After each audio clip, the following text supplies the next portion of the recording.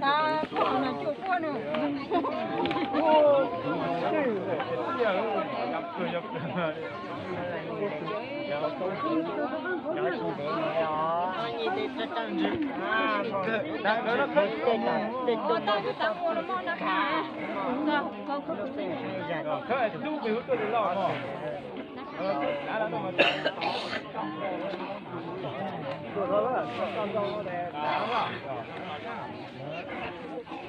là cái mà có cái lửng mốt,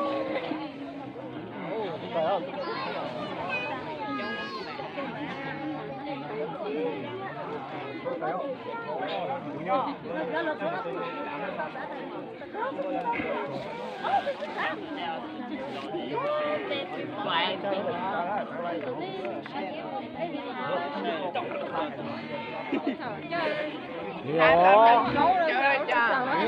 Chơi lên đi.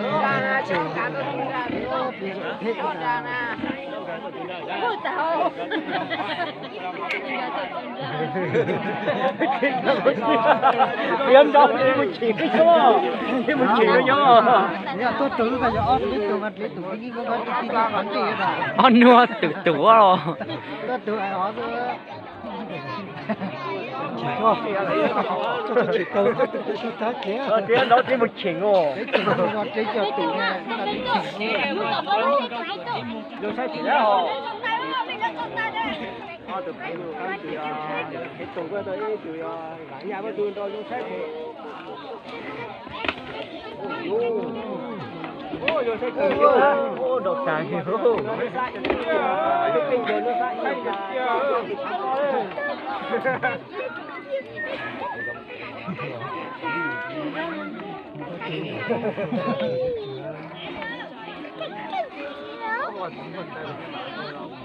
cho ít chỉnh mà nhá chỉ nhá mình cho ít chỉnh nữa giá tòa xe đi cho những đôi chó để cái lưng gió nó to mà tôi á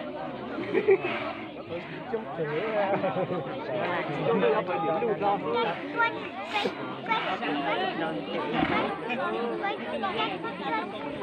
Để mua nhu cầu sắc cái nhu cho sự thua hoàn.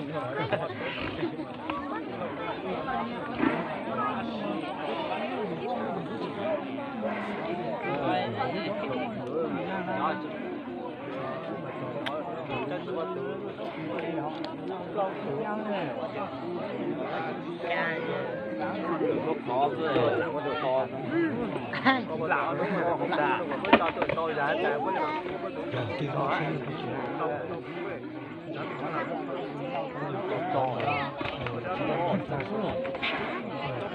只还是高，是哟，怎么的？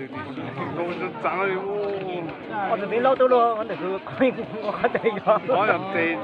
啊，用单嘞，用单单嘞。Đó có chết những dạng cái thứ này.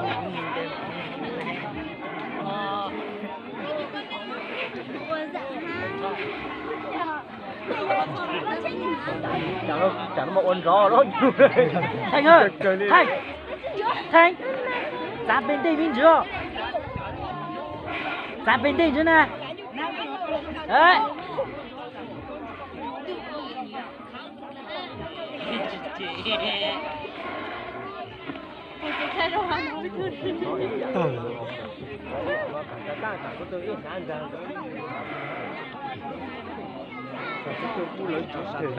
那得顾改名字。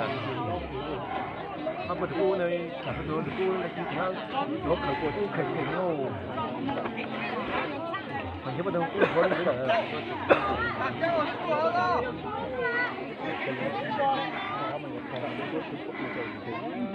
Coi cho nó chỉ Chuyện to hơn.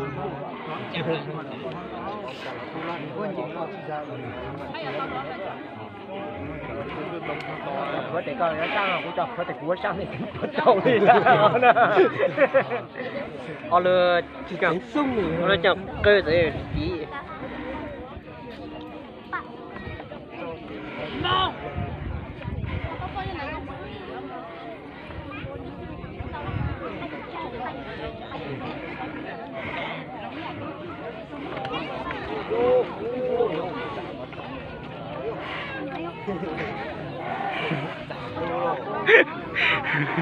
nhóc phải căng nước ngọt thật cái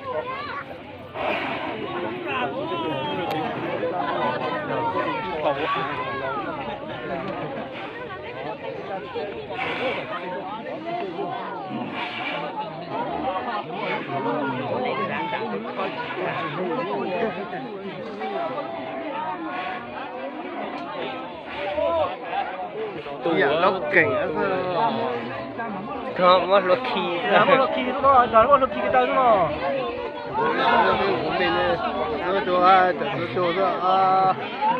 bỏ ra nó ngồi chỗ nó tao sẽ chùa này nó nữa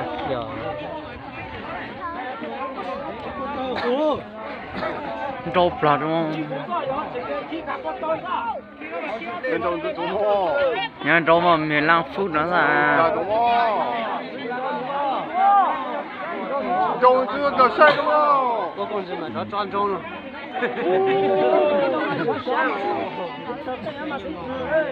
Cái gì là cho xương cho nó gì gì